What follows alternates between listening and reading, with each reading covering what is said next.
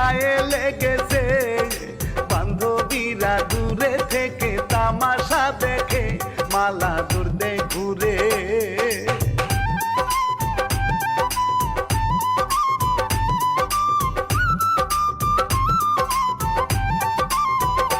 মালা দূর দে ঘুরে, কাঞ্চন দেখে মালার পায়ের ময়, কইরা রইছে চরা খেতে, চোখ হয় ছলক ছল, তুইলা হাতে নিল।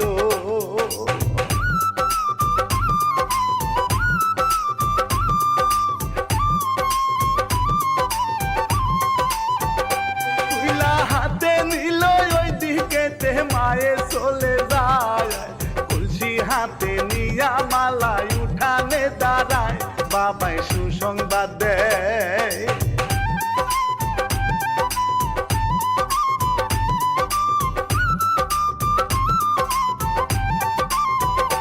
বাবাই সুসংবাদ দেয়, কাঞ্চন মিয়ার সনে তোর বিয়া, লজ্জাতে লাল হইয়া মালা ঘরে যায় চলিয়া, এমনি সপ্তাহ গেল।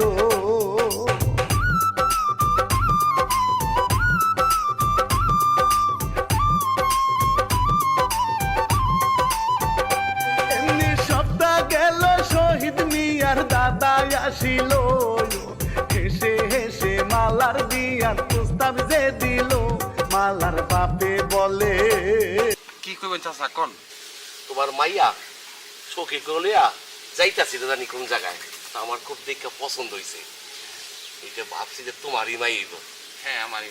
আর তুমি তো জানোই আমার নাতি শহরে পড়ে, এবার ডাক্তার হইয়া এই মাসের মধ্যে বাড়িতে গেছে, তাই ভাবছিলাম তোমার মাইয়াটারে দিয়া আমার নাতি বিয়া করে আমার ঘরে বউ বানাতে চাইছিলাম। তুমি কি কর সিদ্ধান? চাচা আমার মেয়ার বিয়া ঠিক হয়ে গেছে। আমার নাতি হলো ডাক্তার, আমার বাড়িতে তোমার মাইয়া যদি দেয় রাজা নেই আমি থাকবো। আরে এইটা কি করছো তুমি? বাদ দাও তো, বাদ দাও। দেখেন চাচা, এই মজিব শিকদার জবানে বাঘবন্দি, কথা কোনদিন নড়চড় হয় না। আমার মেয়া ওই কাঞ্চনের সাথেই বিয়ে হইব, তার বিয়ে আমি ঠিক করে ফেলাইছি। শিকদার তুমি কথাটা একবার বাইবা কও, আর তুমি বাইবা দাও। তুমি জানো না আমার বিষয় সম্পত্তির কোনো অভাব নাই। একদম চুপ, বাদির বাচ্চা, একটা কথা আর কবি না, একটা কথাও কবি না। এখন যদি তুই আমার বাড়িতে না যাস, তো আমি ঘাড় ধাক্কা বের করে দেবো। শিকদার তুমি আমার অপমান করলা। একদম চুপ, একদম চুপ। এখান থেকে তুই যা, এখানে যা, যা থেকে।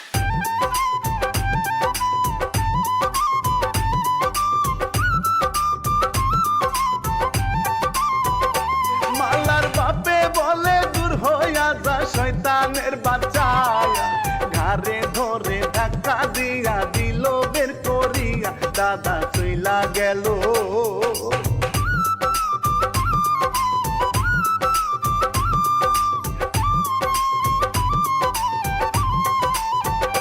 দাদা চইলা গেল, ঘরের সামনে কান্দে বসিয়া, শহর থেকে শহীদ আইলো ডাক্তার পাশ করিয়া, দেখে কান্দে দাদা।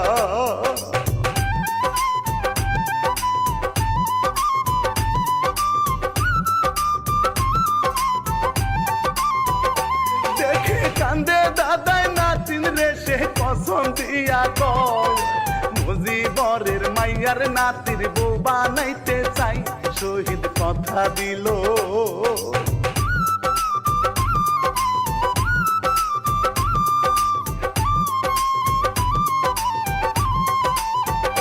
শহীদ কথা দিল, চইলা গেল তিন রাস্তার মোড়ে, বন্ধু বান্ধব নিয়ে আসে যে পেলাম প্রোগ্রাম করে, ফোন দে